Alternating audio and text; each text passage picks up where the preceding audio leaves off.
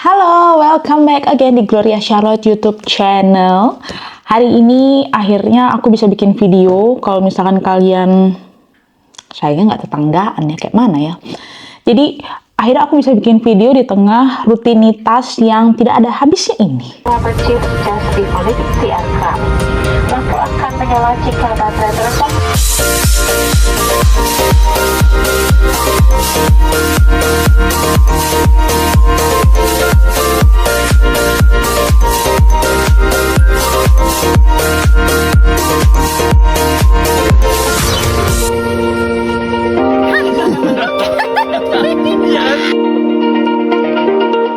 Aktivitas aku saat ini adalah menjadi seorang istri yang baik dan harus sekolah.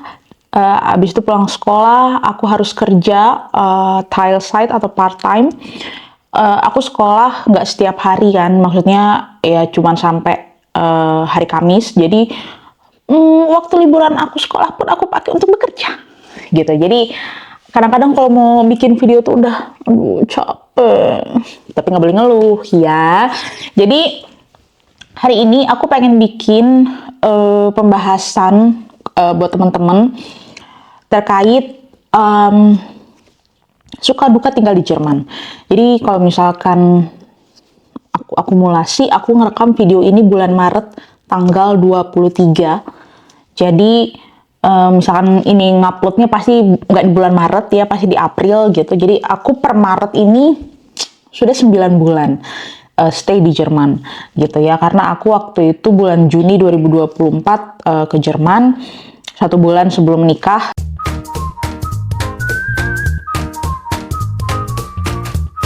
Suka duka tinggal di Jerman. Jadi kalau misalkan teman-teman yang tinggal di Indonesia, mungkin ini bisa jadi ambil yang baiknya ya. Sekali lagi aku bilang, setiap video dari aku yang kalian tonton, ambil yang baiknya, yang jelek atau nggak baiknya kalian buang ya. Atau nggak usah diinget-inget. Di Jerman itu adalah salah satu negara yang menggunakan bahasa sehari-harinya menggunakan bahasa Jerman. Jadi tidak menggunakan bahasa Inggris.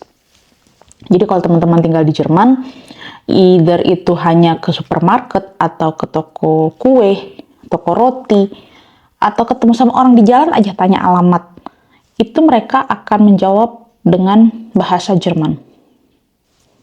Jadi tidak menggunakan bahasa Inggris.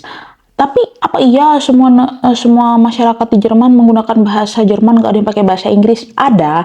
Jadi kayak misalkan untuk kebutuhan akademik, untuk kuliah, di sekolah mereka ada pelajaran bahasa Inggris juga. Tapi kalau untuk berbicara sehari-hari, mereka menggunakan bahasa Jerman. Jadi bahasa Inggris itu bukan menjadi hal yang wajib dikuasai gitu. Tapi untuk dipelajari ya dipelajari gitu. Nah, mungkin ini it depends kalian tinggal di mana. Kebetulan aku tinggal bukan di kota besar di Jerman, tapi aku tinggal ibaratnya kalau di Indonesia tuh kabupaten kali ya gitu. Jadi bukan di kota besar, bukan kayak kota-kota bisnis seperti Berlin, Frankfurt gitu ya. Tapi yang turismenya, secara turisme itu memang banyak terus datang ke sana, banyak tempat-tempat turisme di sana. Tapi aku tinggal di kota kecil gitu. Nama kotanya atau nama distriknya adalah Märkischer-Kreis gitu. Jadi sangat kental kearifan lokal di sini. Jadi makanya aku banyak tahu soal vocab atau vocabulary bahasa Jerman atau kebiasaan-kebiasaan orang-orang di sini lokal, karena mereka sama sekali yang ibaratnya menjunjung tinggi kebudayaan atau kultur mereka. Balik lagi, jadi bahasa Jerman itu adalah bahasa yang wajib kalian kuasai ketika kalian mau tinggal di Jerman. Tapi gue ngeliat konten kreator banyak tuh yang nggak bisa bahasa Jerman. Silahkan tanya teman-teman ya. Jadi semakin kalian lama tinggal di Jerman gitu ya, kalian ke supermarket harus bisa bahasa Jerman. Nggak sekedar hanya mit Karte oder Bar gitu ya, mit Karte oder mit Bar, enggak. Itu hanya percakapan singkat di supermarket. Kalian mau bayar pakai kartu, itu kartu debit, kredit, giro gitu ya, atau bar itu cash gitu, koin atau kertas gitu. Enggak, jadi lebih dari itu. Jadi itu penting sekali dikuasai, atau setidaknya kita tahulah ya yang basic-basic gitu, supaya kalau kita ada apa-apa di jalan atau ada apa-apa tanpa pasangan kita yang warga lokal Jerman ini, kita bisa mengatasi sendiri gitu. Walaupun ya hasilnya tidak 100% perfect. Kadang-kadang bahasa Jermannya memang gini teman-teman, bahasa sehari-hari sama seperti bahasa Indonesia, nggak harus yang secara gramatikal gitu ya. Kayak misalkan di bahasa Indonesia kita bilang, apa kabar kamu hari ini? Gitu ya, apa kabar kamu hari ini? Kalau sehari-hari apakah kita menggunakan kata-kata itu? Kan nggak, kayak misalkan apa kabar loh? Kabar baik, ya kan? Jadi secara tidak dalam artian, oh kalau gramatikalnya salah kamu nggak bisa bahasa Jerman. Nih, bukan. Tapi ada bahasa-bahasa yang kadang dalam sehari-hari kita menggunakan istilah atau percakapan atau bahasa atau setze itu atau kalimat itu, tapi dalam gramatik mungkin tidak jatuhnya informal gitu, tidak formal begitu ya. Jadi ibaratnya, apakah bahasa Jerman itu wajib? Wajib, teman-teman ya. Dan banyak sekali kejadian-kejadian aku, kayak waktu aku bikin bank konto, aku mau bikin rekening bank, aku mau ke coffee shop. Waktu awal-awal aku pindah ke Jerman, aku bilang, boleh nggak pakai bahasa Inggris? Deutsch please, Deutsch bitte, gitu. Jadi cukup menurut aku, gimana ya, karena aku tidak bisa bahasa Jerman saat itu di bulan Juni 2024. Jadi aku merasa, dan aku tidak mau pakai Google Translate. Aku selama tinggal di Jerman, sekalipun aku tidak bisa berbahasa Jerman, aku tidak pernah ngasih handphoneku nih, oke, Deutsch bitte, ngomong gitu, nggak pernah. Aku tidak pernah menggunakan Google Translate sekalipun ketika aku berbicara dengan warga lokal Jerman. Karena menurut aku jadi malas. Jadi apa-apa Google Translate. Jadi mau nggak mau, karena aku tidak pakai Google Translate, itu yang membuat aku harus bisa belajar bahasa Jerman pelan-pelan. Kayak gitu. Oke, jadi itu bahasa Jerman. Dan keluarga pasanganku juga semua bahasanya bahasa Jerman gitu. Walaupun mereka punya karir masing-masing gitu ya. Ada yang seumuran aku juga, ada yang di bawah aku juga, masih muda. Mereka bisa bahasa Inggris, bisa, tapi mereka tetap menjunjung tinggi bahasa mereka itu bahasa Jerman gitu. Jadi suatu kewajiban, keharusan buat aku pribadi, karena aku tinggal di sini, jadi aku harus belajar bahasa dan kulturnya juga, terlebih bahasa. Next, terlambat 10 menit. Jadi kalau misalkan teman-teman, aku nggak tahu apakah di keluarga atau kebiasaan keseharian kalian juga sama seperti ini. Jadi kalau misalkan di Jerman, kalau kalian punya janji nih, misalkan ya, aku bilang ke kalian nih, minggu depan tanggal 1 ada acara nggak? 1 April gitu. Oh, nggak ada. Kenapa? Datanglah yuk kita barbeque bareng-bareng gitu. Aku sekalian mau ada acara ulang tahun nih gitu. Oh, mau ada acara ulang tahun? Iya, kita makan-makan lah malam gitu.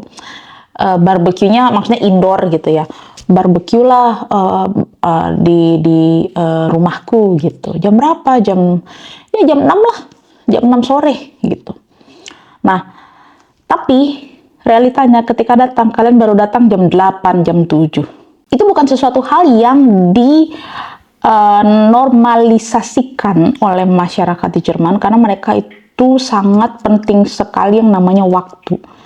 Jadi sangat esensial sekali waktu ini. Jadi kalau kamu janji sama orang jam 6, acaranya jam 6, ya sudah kamu datang jam 6 kurang 5 atau jam 6. Oke lah, toleransi. Paling nggak 10 menit lo sampai terlambat. Jadi 6 lewat 10 masih oke. Tapi kalau lo lewat udah setengah jam, 1 jam, 2 jam, itu bukan terlambat namanya, ya. Jadi itu yang membuat aku jadi pelajaran juga, bahwa waktu itu sangat penting. Ketika kamu janji sama orang jam 3 siang, ya kamu harus tiba di lokasi paling enggak 3 kurang 10, kurang 15 lebih baik. Ini prinsip dari keluarga suamiku, yang juga orang-orang di sekitar suamiku juga, di warga di sini yang di mana tempat aku tinggal ini, Dan aku rasa juga mayoritas orang Jerman juga sama. Lebih baik kamu datang lebih awal daripada kamu datang terlambat. Lebih baik kamu menunggu daripada kamu ditunggu. Itulah yang aku merasa wah amazed banget dengan yang namanya mereka menghargai sebuah waktu itu. Jadi tapi kadang-kadang guruku di tempat aku sekolah juga ya kadang-kadang ada juga invitation atau kadang-kadang kita bikin event atau waktu yang nggak harus misalkan kamu datang jam 6 tapi kamu bisa mulai start jam 6 gitu. Kalau dalam gramatik bahasa Jerman itu itu kalau bahasa Inggrisnya at gitu. At 12, at 6, at 1, aber in Deutsch 12 Uhr oder 18 Uhr kamu bisa datang up gitu. Jadi kamu bisa datang startnya jam 6 misalkan.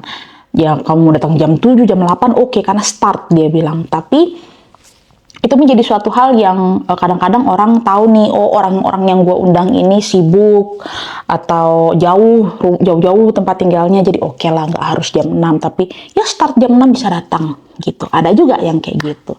Jadi tergantung undangannya, kalimatnya seperti apa gitu. Nah, next, bikin janji jauh-jauh minggu. Nah, sama kayak poin sebelumnya.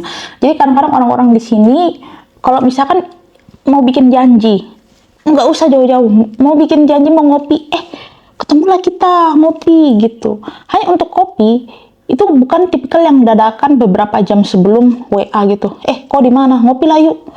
Itu kebiasaanku di Indonesia. Ya, that's my habit in Indonesia. So when I want to go to some place with friends, like coffee shop or a mall, bar, live music, so I can't ask them in 1 or 2 hours before. So is it possible you can coming with me? Bisa nggak lo datang sama gua gitu ke tempat ini, ngopi yuk gitu, ngopilah kita gitu, ngobrol lah kita yuk, gas gitu. Kalau orang Indonesia biasa ya dengan gitu, tapi kalau orang sini agak sulit karena mereka sudah punya aktivitas yang tidak bisa diganggu, bekerja, sekolah. Kadang-kadang orang di sini juga kalaupun bekerja mereka ambil juga ada mini job atau tile site di samping full time kayak gitu. Jadi mereka sudah mengatur waktu mereka di kalender itu baik-baik, jadi nggak bisa diganggu gitu. Jadi kalau mau bikin janjian sama teman ya tanya. Lebih baik kalau kebiasaan aku adalah 2-3 minggu sebelum tanggal perencanaan. Jadi kalau misalkan pun aku WA atau aku iMessage atau aku telepon apapun lah ya, lu bisa datang nggak tanggal 15 April gitu, misal Zum Beispiel ya, tanggal 15 April.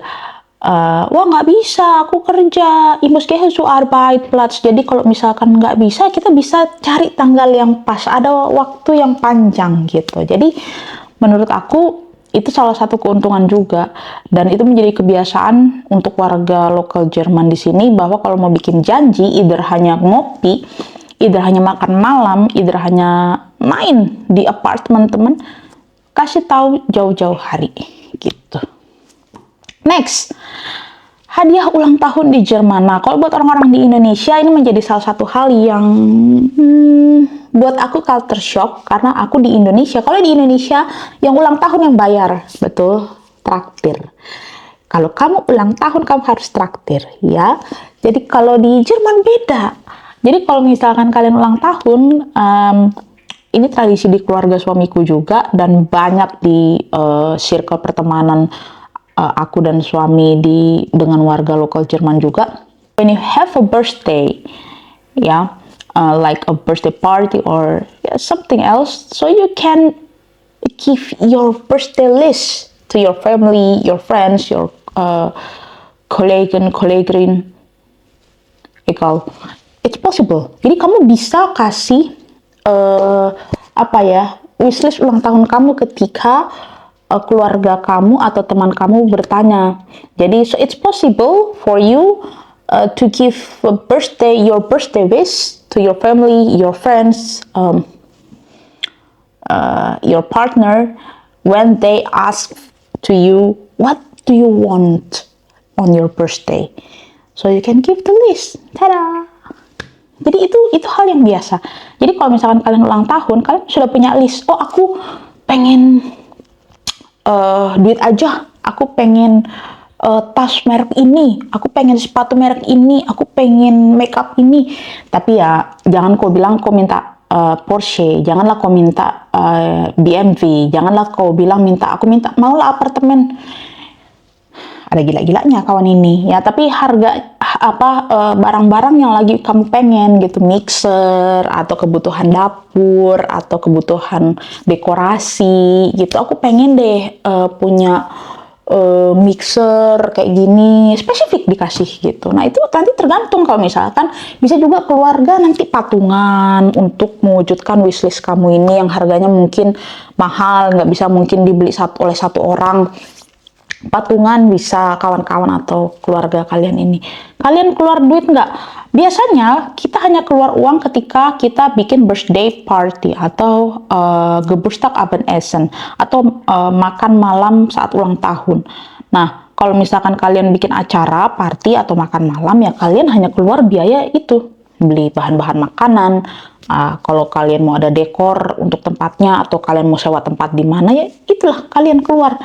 Tapi kalau kalian cuman bikin makan malam di apartemen aja, boleh, nggak masalah. Jadi tidak ada suatu keharusan bahwa lo ulang tahun harus traktir dong, ini, gitu.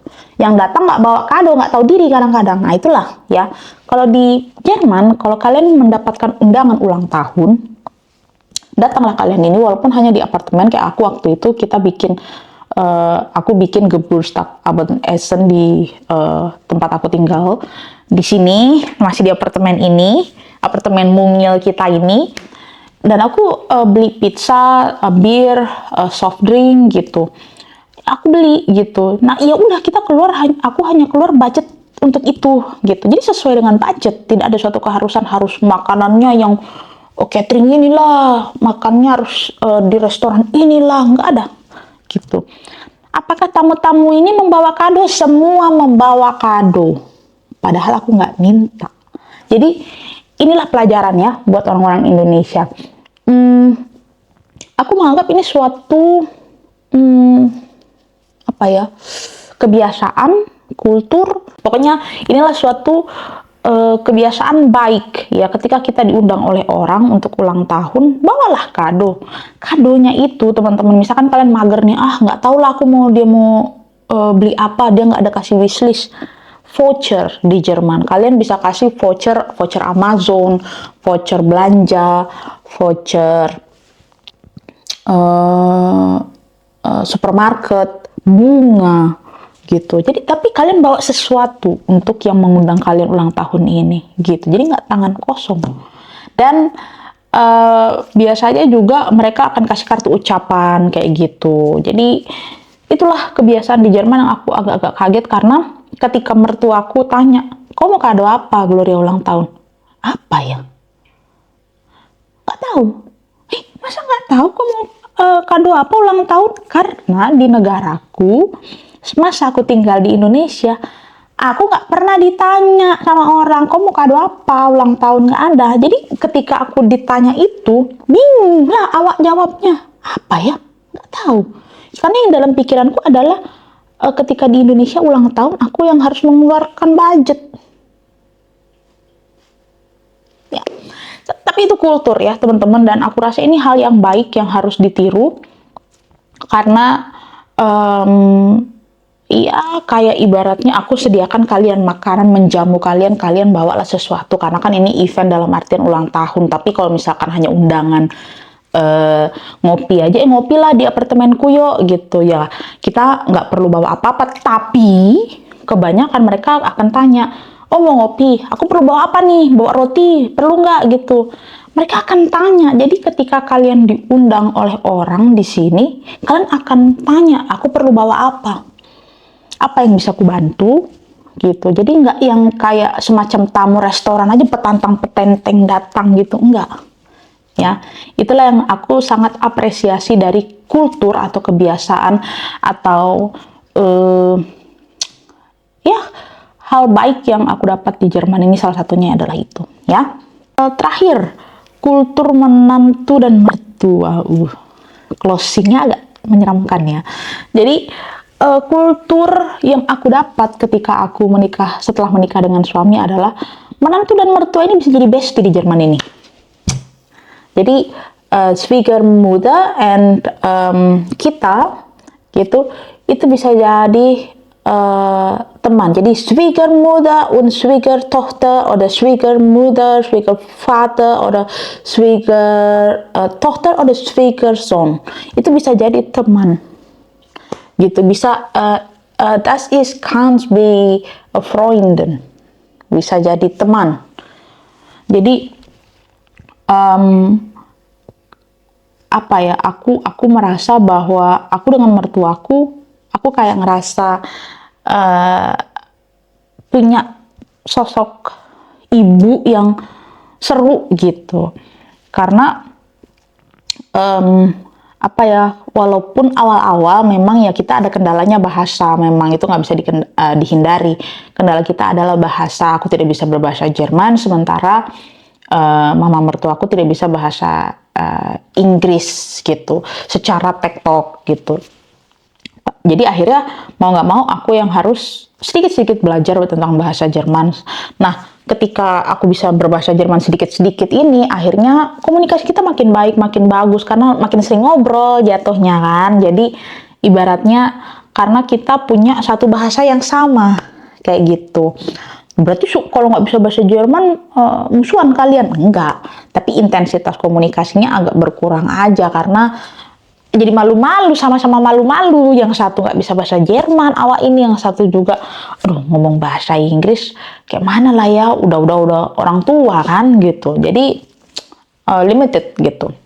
Tapi ketika kita bisa bahasanya, jadi lebih seru, obrolan jadi bisa kemana-mana gitu. Nah, jadi bisa ngobrolin apa aja, bisa ngobrolin terkait hari ini gimana, kerjaan gimana, terus kita mau liburan kemana, mimpi-mimpi kita, baik buruknya hari ini kita bisa share gitu. Nah, kultur mertua menantu ini yang aku suka adalah ketika, ini yang pengalaman aku pribadi ya, jadi ketika seorang anak sudah menikah, orang tua nggak ikut campur. Nah, inilah yang aku suka. Jadi karena anak sudah dididik sedari dini, dari mereka usia di Jerman tuh legal berapa? 18. Jadi ketika mereka sudah lulus sekolah SMA gitu, mereka bisa cari kerja, mereka dianggap sudah mandiri dan bisa bertanggung jawab atas hidupnya sendiri gitu. Nah, ketika mereka dianggap sudah bisa bertanggung jawab atas hidupnya sendiri, jadi udah suka-sukamu lah, kau mau bikin apa kau tanggung jawab sendiri. Kalau tanggung jawab itu kau lakukan dengan baik, enaknya kau rasain sendiri.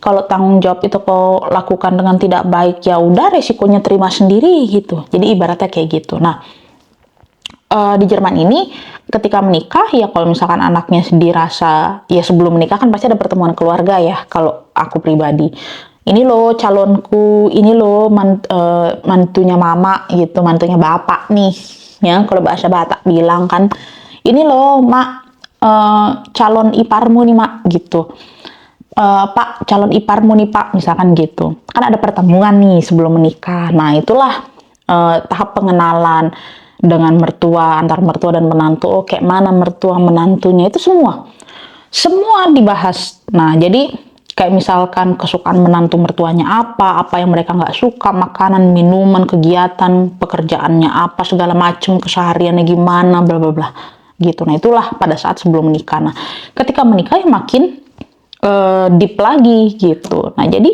tapi membatasi terkait urusan rumah tangga yang finansial, apalagi ya, hubungan rumah tangga itu, mertuaku tidak pernah menanyakan kapan kau punya anak, udah mau limang cucunya aku ini, nggak ada guys, nggak ada. Jadi mertuaku nih nggak pernah nanya gimana udah isi belum, nggak ada. Aku waktu sebelum sekolah kan nganggur nih ya, ibaratnya nganggur karena cuma di rumah kan, jalan-jalan di rumah gitu, nggak ada kegiatan yang kayak aku kerja, sekolah, karena belum mulai sekolah waktu itu. Kerja apalagi dengan bahasaku saat itu yang masih ngongang-ngongang ya. Nggak ada mertuaku tanya, kok enak-enak aja goler-goleran di apartemen sementara anakku kerja banting tulang. Nggak ada kerjaanmu apa yang lain? Nggak ada. Mertuaku nggak ada tanya, ungkit kayak gitu tuh nggak ada. Gitu. Tapi mertuaku tanya, kapan rencana sekolah? Oh, aku ada tes masuk sekolah tanggal sekian. Oh, aku mulai sekolah tanggal sekian. Jadi jelas, mertua ini turut ikut campur dalam rumah tangga anaknya nggak ada. Kecuali kalau misalkan nih, kita mau ada ngobrol, diskusi, butuh saran gitu.